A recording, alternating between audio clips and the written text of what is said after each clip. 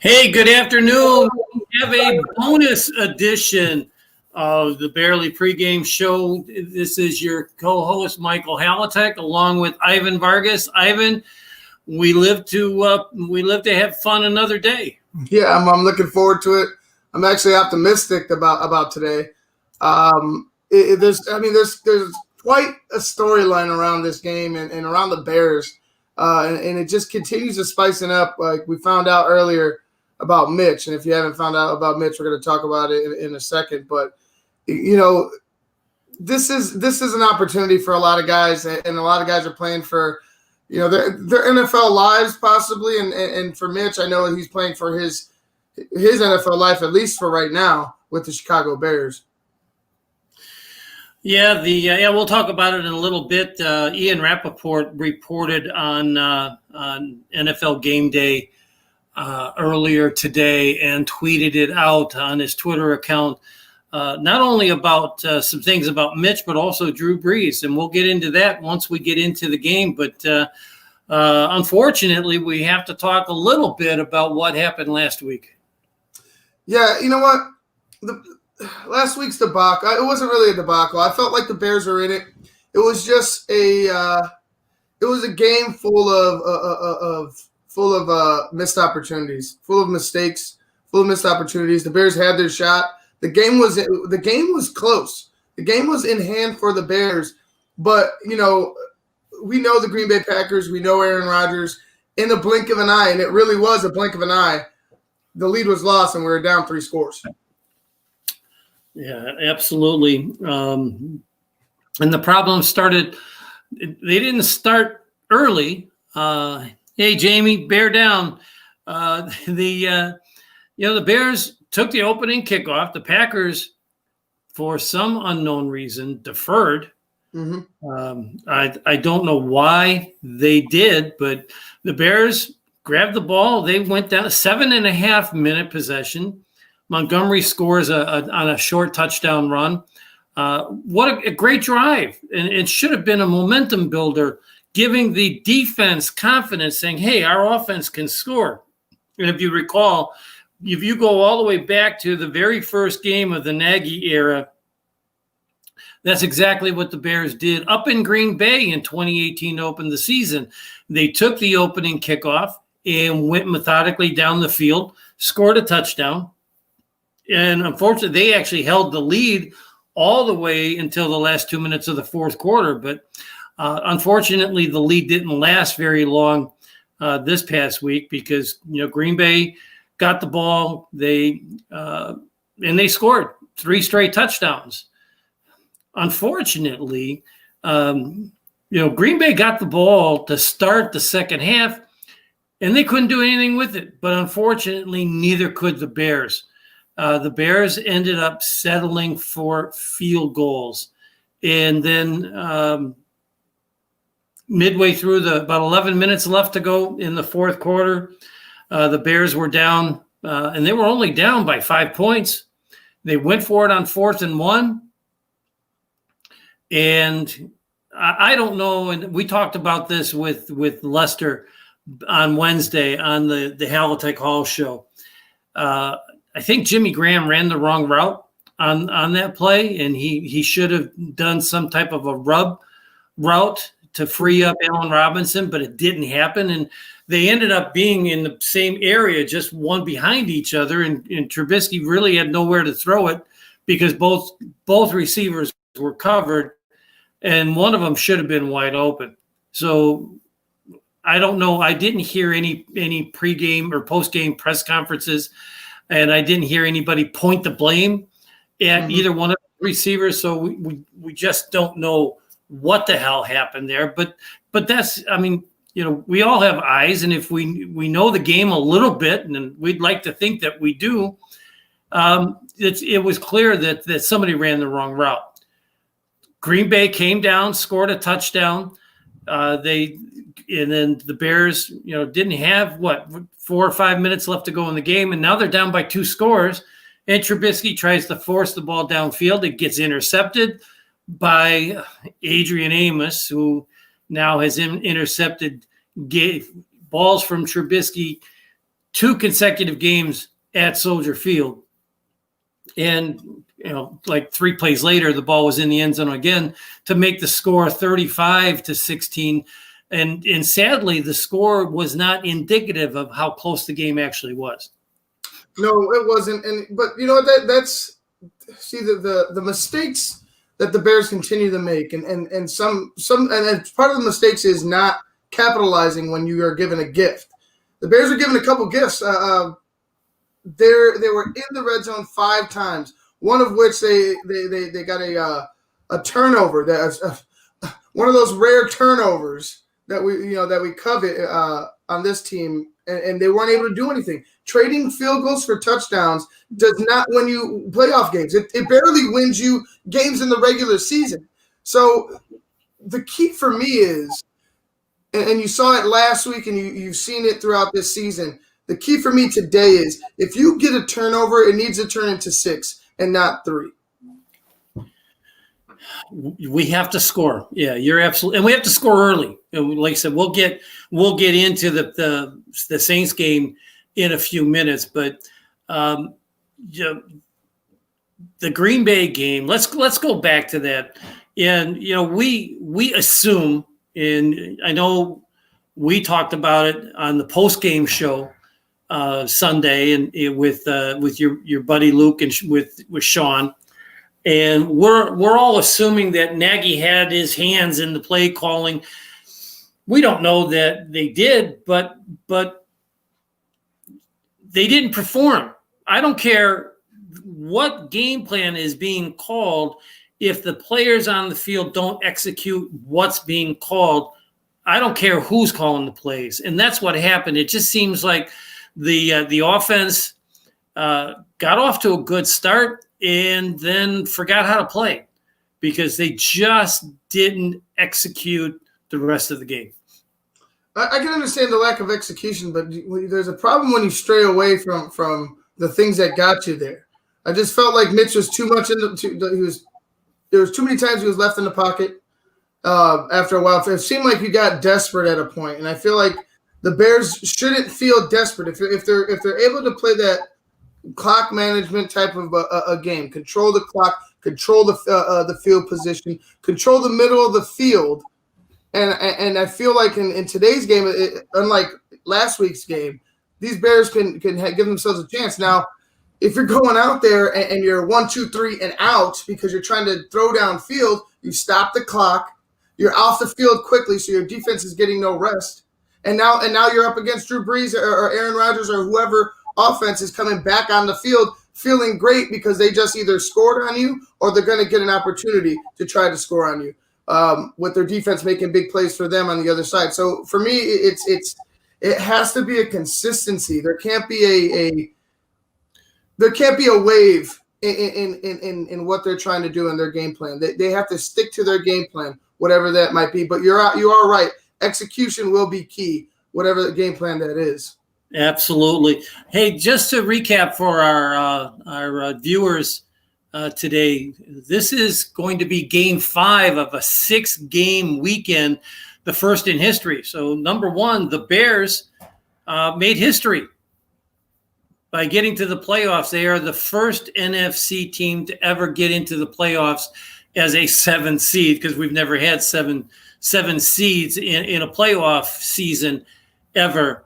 In the first 3 games of the playoff in the wild card round, Buffalo got off to a pretty decent lead. They were up by 14 over the Colts. The Colts came back and made a game of it, and they were a Hail Mary away from winning the game, but Buffalo prevailed 27-24. The big shock of the day on Saturday was Los Angeles. The Rams defeating Seattle up in Seattle by 10 points. And I think the Rams had 5 or 6 sacks against Russell Wilson, even though Aaron Donald got injured early in the second half and sat out the rest of the game.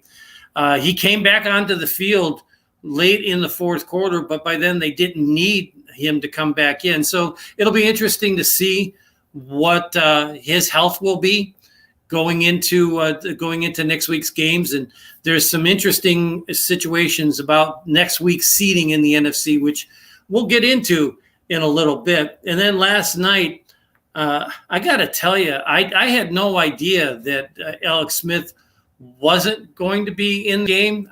Mm-hmm. And this kid, Heineke, was super impressive.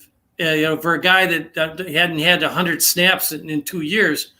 But they ended up falling to Tampa 31-10 to 23.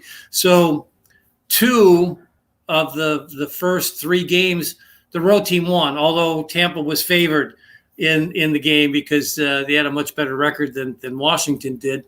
And right now, early in the fourth quarter, Baltimore is actually ahead of Tennessee 17-13, and Justin Tucker of the Ravens is lining up for a field goal of about 52 yards, and it is no good. It's wide, so the score continues to be 17-13 in favor of Baltimore. But now the Tennessee Titans have the ball with 12:11 left to go in the fourth.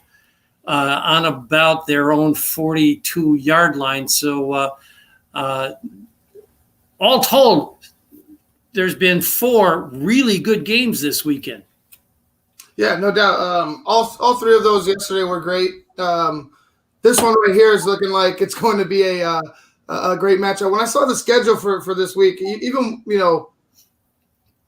excluding the Bears, I was excited. Like every matchup, it seemed like this weekend seems to be a close, type of a matchup. The teams aren't far off from each other. Even that Washington team, and you saw the record at 7-9. It really doesn't tell that team's story. I feel like that team is riding high off of their coach. That team is on the rise in Washington. And I was happy to watch good football this weekend. I'm looking forward to this game though. I'm looking forward to the Bears playing good football. I hope that we get a unified effort in trying to run the football, and I hope that Mitch understands. You cannot just throw the ball up in the red zone. If you get in the red zone, you cannot just throw it up for grabs in the red zone. You take a sack, you do whatever you can, because you can't just not have points. Like, I understand we need touchdowns over field goals, but if you're there, you have 3 in hand already. You know what I'm saying? We could be upset about you not scoring, getting into the end zone, but if you're turning the ball over and you're coming up with nothing, you're going to lose a game. And you're absolutely right. And they have to keep their red zone playmakers on the field. Yes. Who is their most effective red zone player? Jimmy Graham. And where was he last week? Not on the field. That speaks volumes. The Bears just came out with their inactive list, and much to the chagrin, we've got the couple of guys that have been on the inactive list all season long. Travis Gibson for the most part, Daniel McCullers for the most part, Latavius Simmons for the most part. But here's the killer now. Roquan Smith, Jalen Johnson, Buster Screen, Darnell Mooney, all inactive. So it's going to be an absolute extreme test for this Bears team to go down to New Orleans shorthanded. I have not yet seen the Saints inactive list, but when they played the Bears back in Week 8 in Chicago, they didn't have their number 1 receiver. He was declared active yesterday, so he's good to go. Kamara had a COVID-related issue. If this game was played yesterday, he would not have been able to participate, but I believe he was activated off the COVID list yesterday, so he's now going to play. So the Bears are going to have to go without their best facing New Orleans' best. Yeah, you know what? I'm not going to give them an excuse. You saw last week they had opportunities with guys that they're backups. Mingo is a backup. Mingo had an opportunity to intercept the ball. I believe Vildor or Shelley had he had a clean interception on Aaron Rodgers. Couldn't come up with the football. We saw Eddie Jackson. You need to capitalize when the opportunity is presented. It's a must. You can't allow Drew Brees to get away with anything. If you get to Drew Brees, you need to put him you need to make sure you get him to the ground. I'm not saying to hurt him. I'm not saying to draw a penalty. But if you're there clean, put him on the ground. Yep, you're absolutely right. Hey, why don't we take a pause to hear from our sponsor, and when we come back, we'll talk a little bit about the Bears-Saints history in the playoffs, and then go over our keys to the game and our picks over the last 35 minutes, 35 minutes of the show. So we'll be right back after a message from TickSplits.com. I just heard my favorite band is in town. I'd love to get good seats, but everywhere I've looked, the ticket sites have crazy service fees. Haven't you heard of TickSplits? Who? TickSplits. They don't gouge you with crazy fees. The price they advertise is the price you pay, plus a small delivery fee. Never pay service fees again. Go to TIXBLITZ.com today. TickSplits.com. Guaranteed seats, low prices. That's TickSplits.com. Every ticket, every venue, everywhere. And, of course, you can save 5% with promo code SportsZone. Just go to TickSplits.com. You never pay a service fee. They're the same great seats that you can find anywhere else without the high cost of service fees. And if the Bears end up winning today, they will be traveling to Green Bay. And Green Bay has now opened up the stadium for, I believe, 6,000 season ticket holders. And you know damn well that some of those season ticket holders are not going to be going to the game. And those tickets will be on TickSplits.com. So if the Bears end up winning, get to TickSplits.com first thing tomorrow morning and get a ticket and save 5%, in addition to all the money you'll save by paying no service fees at TickSplits.com. Ivan, the Bears have played the Saints twice in the postseason, and both of those games were in Chicago, but the Bears have played a postseason game in New Orleans. So we'll have fun with that one first we'll talk about in 1990, the Bears beat the Saints in the wild card round, and much to the chagrin of current Bears, they only scored one touchdown. They ended up with 3 field goals and ended up winning the game 16-6. We posed this question on the Halitech Hall show on Wednesday night, and so I know you know the answer. But let's see if anybody who is watching today, if they can let us know who scored the touchdown for the Bears in the 1990 playoff game against the Saints. Second, the Bears played the Saints in the postseason back in 2006. It actually ended up being the last time the Bears went to the Super Bowl, the NFC title game in Chicago. And, we have fun with this every time we talk about it. But, yes, I was at that game. Mm-hmm. Yeah, Vernon said they 06, 07, but what Mike was saying is that on the road, they played them on the road. 06, 07 was at home. No, the 06 playoff game was at home. No, I'm talking about playoffs. I'm not talking about. No, you're talking about 1990 on the road. You're talking about. No, 1990 was in Soldier Field. Was it? Yes, it was. This will be the first time the Bears will play a playoff game in the city of New Orleans, playing the New Orleans Saints. They actually were in the Superdome on January 26, 1986, and they won that game by 36 points. That was Super Bowl 20 against the Patriots, and they absolutely smacked. And it was no contest from the very second possession of the game. The Bears probably would have shut the New England Patriots out that day, but the Bears fumbled in the red zone on the very first possession. New England came away with a field goal that Dan Hampton actually got a fingertip on but the ball still made it through the uprights.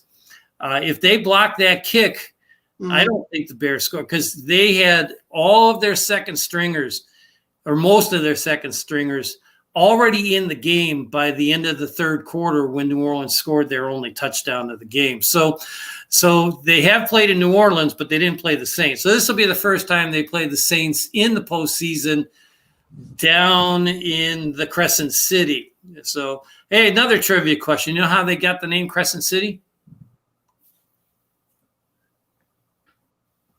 No. So the Mississippi River forms a crescent, a circle around downtown, which is right around from the north down around to the west and then to the south before it travels down to the Gulf of Mexico. So it forms a crescent shape, which is how they got the name Crescent City. So anybody with an answer for the Bears' first, the only touchdown in the 1990 playoffs, that would be fun to get somebody to answer that question. So getting to the Saints, this is, like you said, there's no excuses, and the Bears can win this game. This is a winnable game for the Bears, but they have to do a lot of things right. Patrick is right. The bend of the Mississippi River in New Orleans is how they got the name Crescent City. Good job, my friend. So, again, getting back to what I was saying, yes, this is a winnable game, but they got to do things right in, they're playing against a Drew Brees that is not 100%. He just, obviously he came off, he's been active, but he doesn't have the arm strength that he had even at the beginning of the season because of those rib injuries. Mm-hmm. And you know what? The thing is that we were talking about it earlier with Brandon Suarez on the Basement Monsters podcast. We were talking about how they're like a cheese grater. The Saints offense just kind of just left, right. They kind of just whittle you down until they get into a scoring position, and then they start taking their shots. Mm-hmm. But they also, the thing is they're the most of their yardage is after the catch, big plays after the fact, and the biggest player, the guy that makes the biggest plays is Alvin Kamara. So whether he be in the pass or the run, Alvin Kamara is going to have to be the target. You're going to have to slow him down because we know Drew struggles throwing over the top now. It's not the old Drew Brees, or it is the old Drew Brees. It's not the young Drew Brees. We understand that, as a team, the Bears should understand that in front of you could play in front of you a little bit more. I mean, obviously you can't let somebody get behind you, but you could kind of focus on in front of you being more of the attack than behind you because of the lack of arm strength. Now, I'm not saying you can't get beat, but it's easier, or not easier. It's one less thing you really have to worry about if a quarterback can't get behind you, or if the receiver can get behind you, but the quarterback can't get the ball there. I think the Bears as a defense, I think they'll fare well. They need to have a pass rush. It needs to be the line. It needs to be the line making the push. And I feel like if you attack the middle, and get Drew rolling out left or right, you're gonna run into a pick. I feel like you're gonna run into an interception. He's going to make a bad throw, like I said, with cracked ribs and a fading arm. You're gonna find success. I feel like you got to get him rolling out. Try to get him to make a play on the run. So Greg Gabriel, for those of you that are Bears fans listening to the show, he used to be the head of scouting for the Bears. I absolutely love his podcast and the work he does and what he shares with us on Twitter. And he just tweeted a couple of minutes ago that with Mooney out and several injuries on the defense, I expect the Bears to play a lot of 12 personnel and control the clock. And for those of you that don't know what 12 personnel means, that means 2 tight ends, 1 running back. Mm-hmm. So he's expecting them to try to chew up the time of possession by controlling the offense with the ground game. And I think that's a good plan. I was with that plan. I've been talking about it all morning. That's what you need to do. Control the middle of the field. Control the middle of the field. Control the balance. Control the point. Control the center. And I feel like the Bears are going to find success because they can play. They can play field position at that point. They can play field position. If they get stopped on offense, if they get stymied on offense, they could go ahead and let Pat O'Donnell punt the ball, try to coffin corner, pin the Saints back, and let them go 90+ yards every single time. That's going to be the way you win. That's the only way I see the Bears winning is if they control the clock, hold on to the football, and play field position with great defense. Like you have to come up with a turnover, fumble, a pick, whatever, but capitalize off of that. Yeah. If we go back and take a look at overtime, so you got to remember that even it was probably Foles' best offensive game as the starter. They ended up scoring 23 points. They had to score 10 of those 23 points in the last 4 minutes of the game to force overtime. But on the very first possession of overtime, the Saints got the ball, and Roquan Smith flat out dropped a pass that was about 10 yards downfield on an out pattern. And if he gets that ball, it's a pick six.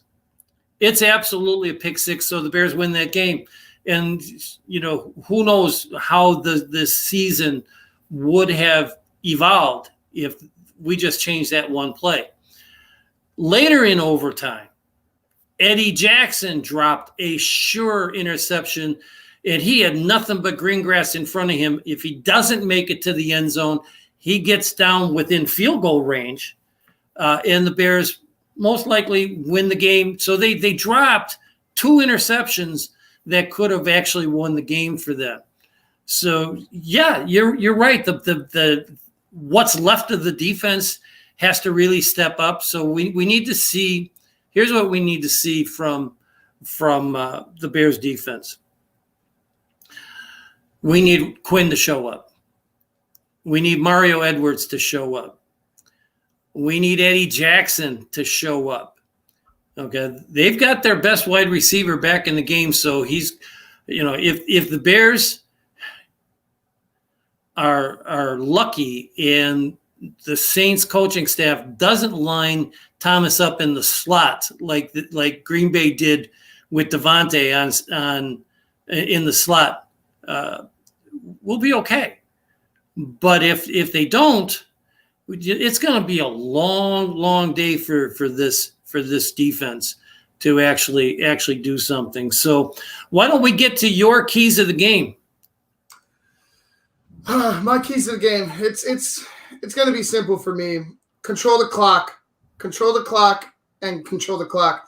Like I said, the middle of the field, and running the football. There's nothing else I could say. I've been talking about it all morning, Mike. You have to play exactly what we just spoke on. You have to play it that way. I've been going about it all week. How do the Bears win? How do the Bears win? And that's the only way I could come up with. Control the clock, play good defense, run the football, and make sure you control the field. You can't allow the Saints to start middle of the field or turn the ball over and have them start in great field position. You can't allow them to. They could strike too quickly, even with them only running short underneath routes. They could still do it in succession. They can do it rapidly. So for me, it's just that. Run the football, control the middle of the field, control the clock. That's how you win the football game for me today. Yeah, absolutely. Before I get to my keys of the game, we kind of we talked about this at the beginning of the show, but Ian Rappaport came out today saying that it is more than likely that this will be Drew Brees' final season. He's going to retire after the end of this year. And, a lot of people were thinking he was going to retire at the end of last year, but he ended up with one more season. Yeah, I think he was hoping to get the touchdown record for the most touchdown passes, but Brady just blew past him in the middle of the year. So he's never going to get that title, but he's definitely a first ballot Hall of Famer, and we hate to see him go, but that's what came out from Ian Rappaport. But more importantly for Chicago fans, Ian, and I don't know if this is what you were alluding to earlier when we broke this at the beginning of the show, but Ian Rappaport had also tweeted out almost at the same time that, quote unquote, unless the Bears make a deep run through the playoffs, and I don't know how deep they have to go. Do they have to go to Green Bay and beat Green Bay too to make it to the NFC title? But they would definitely have to win today. That the Bears will definitely move on from Mitch Trubisky at season's end. It's this, like I said, this team, the story around this team, it's just the plot keeps thickening. I don't see how you can just walk away from Mitch. Like who's going to be the bridge? You're going to live with Nick Foles. We saw how Nick Foles performed. I don't know where they're going. Maybe they're going to make a trade. Maybe Deshaun, because we've heard about Deshaun, and I don't want to get anybody's hopes up. But maybe they're looking at that. Who knows? But to say it definitively that if you don't go and get to the NFC title game, you're not coming back next year. Man, I don't know where this Bears team is headed, Mike. I really don't. I'm confused at what's going on. So you're going to fire the GM and the quarterback, but the head coach who had all the tools couldn't go ahead and put I don't understand. Maybe they want to give him another shot with his guy. Maybe they go ahead and trade up to draft a quarterback and say, "Hey, Matt, here you go. Try it again." It's been too long, Mike. It's been too long where we've seen inconsistency from the Bears team, front office, just all around as a franchise. I want some reassurance that you're going to get this team where it needs to be. Well, we're going to start seeing stuff soon, I think, because this game is coming up. We've got about 45 minutes until game time, so we're gonna start seeing real quick. My keys to the game: number one is the defense needs to come up big. They're without Roquan, they're without Jalen, they're out without Buster. And the Saints have got most of their big guns back and playing today. So they somehow have got to come up big. If they can be bolstered by the offense and getting the offense to score, that could help, which is my second key to the game is the Bears have to start fast, both offensively and defensively. Do you remember the Carolina game? Yes. That's what we need. Yes. We need the Bears to start off offensively and defensively, just like they did in Carolina. And that's the only time they did that. They got a pick on the first possession. They had a sack that was almost a safety. They got a pick right after that. And a couple plays later, they're in the end zone when Foles hit. I believe it was Kmet with his first touchdown as a professional ball player. And that was a fun game to watch, even though it got a little close at the end. But they've got to start fast. If they start fast, New Orleans isn't built to come back. Yes, they can score fast, but if you can keep Drew Brees in the pocket and pressure him, he's going to throw the ball up, especially early in the game if the Bears can get ahead. And number three, we need contributions from all three phases. All three phases, we have been blessed. And how ironic is that after all of the problems that this team has had since they let Robbie Gould leave the franchise, we've been blessed to have a kicker that has now kicked 27 straight field goals, which is an all-time Bears franchise record. If you think back to a few years ago, several years ago, when Minnesota had a kicker who hadn't missed in the regular season. And in the NFC title game at home, he misses a field goal that would have sent him to the Super Bowl, and Atlanta ends up winning that game, only to be absolutely trounced in the Super Bowl that year. I believe it was by Denver. It was both Andersons. Both Andersons were actually, I think both Andersons hadn't missed a kick, or one, or it was close. It was close for the regular season. Both Andersons couldn't, or were like perfect for kicking, and then of course Gary with the miss. Yeah, it was, and of course, I'm not a Vikings fan, and although I think the Vikings actually finished that year like 15-1 in the regular season. They were the best team in the league. And for them to lose that game in such a heartbreaking fashion was kind of fun. I'll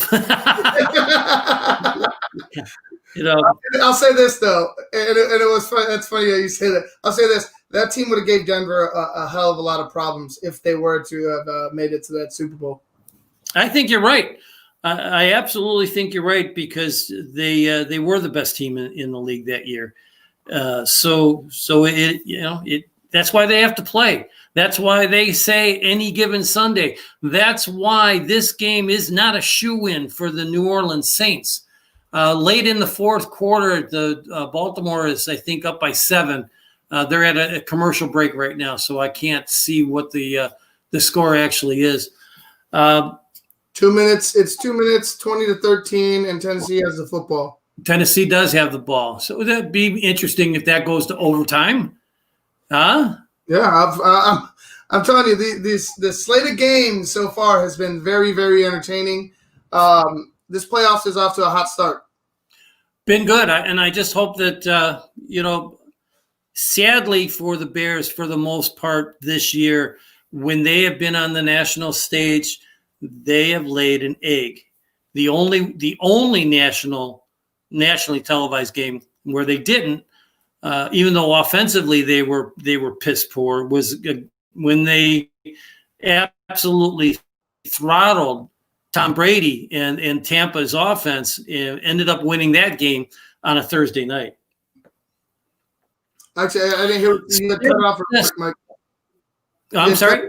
You had cut out on me for a second. I didn't hear what you said. Oh, I said that the Bears nationally televised games this year have been pretty much a downer for Bears fans, with the exception of the Tampa game. Yeah. With the Tampa. So couple quick. Hey, our number one groupie finally got on around 2:30. So hi, Millie. Yep. Go Bears. Joshua said, of course he did, but I don't know what that was meant about. You're talking about the end zone. We have a Saints fan, Michael Taizano, said go Saints. So I don't know if you're a Bear fan hoping for a Bears loss or what, but and then Vernon, who is a regular watcher. The real question is, who's going to be the real replacement for Trubisky if the Bears do decide to let him go? So that brings us to the last segment of the game. The game of the show is our picks are in, and I'm going to go first because I think that the Bears playoff run stops today. I hate to say it, but for some reason, I think that the Bears, they just are not going to be able to get the ball in the end zone with 6 or 7 points instead of field goals. So I've got the Saints actually winning this game 27-23. Yeah, I I'm going to be a little more optimistic today. I know I've been critical of them, but I do feel the Saints are one of those teams that can be got, if you will. Just do what you have to do to control that clock. Just do what you have to do. Keep Drew off the field.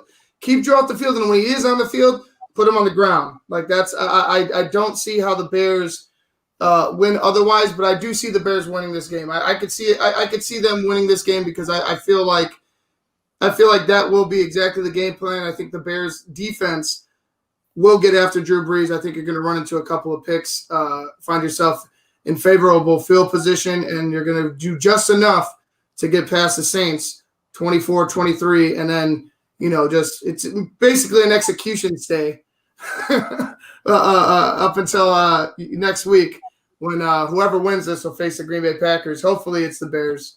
I still want to see the Bears advance. Well, here's what happens in the NFC playoffs. Okay, if the Bears win today's game, the Bears go to Green Bay, and the Rams will play down in Tampa. So Tampa, even though they're a wild card, would get a home game. If New Orleans wins today, then the Rams go to Green Bay, and Tampa goes to New Orleans. So a third contest between the Saints or I guess Breeze and Brady, if you want to put it that way. So because every round the teams get reseeded, so the lowest seed plays the highest seed. So the Bears would play in Green Bay, or the Rams will play in Green Bay next week. We just don't know if that game's going to be Saturday or Sunday yet, which we'll find out probably midway through the primetime game this evening. Yeah, we'll see. I mean, I feel like it's going to be a good one, Mike. I feel optimistic. I know, I don't disagree with your choice at all, but I feel like Mitch lives the fight one more week, and then you get a very, very, very bad mercy killing by the Green Bay Packers. I really do. I think if you're going to, if there's going to be decisions made, I think next week's game we'll make those decisions. And I feel like if the Packers go out and beat you 3 times in the season, I don't see there not being changes within the organization. I will make a prediction for you. I think that if the Bears pull off this miracle, in which many people are calling, and if they win today down in New Orleans, they will go up to Green Bay and beat the Packers. My prediction. We'll talk more about that on Wednesday's show. So stay tuned for the you got a pregame show coming up. So, no, we got a post-game show coming up in a little bit after Titans Ravens. So just heads up for me and Luke. Will be popping up all day long. So watch Ivan and Luke on the Monsters post-game show, Basement Monsters post-game show. We will catch you on Wednesday from 6:30 until 8 o'clock on the Halatek Hall show with a guest to be determined. So I just wanted to say thank you to Patrick and Vernon and Michael and Millie and Joshua for joining us in with your comments. They're always appreciated. So stay tuned. The Bears game starts in about 37 minutes. And hopefully catch the post-game show, Basement Monsters, after the game with Luke. Who's going to be your guest? Is Sean coming on again? Yeah, we're gonna have Sean. We're gonna have Sean today. Yeah, we'll have Sean today, and it'll be me and Luke. So Luke and Sean, and hopefully I can hop on for a little bit, like I did the last couple of weeks. Yeah.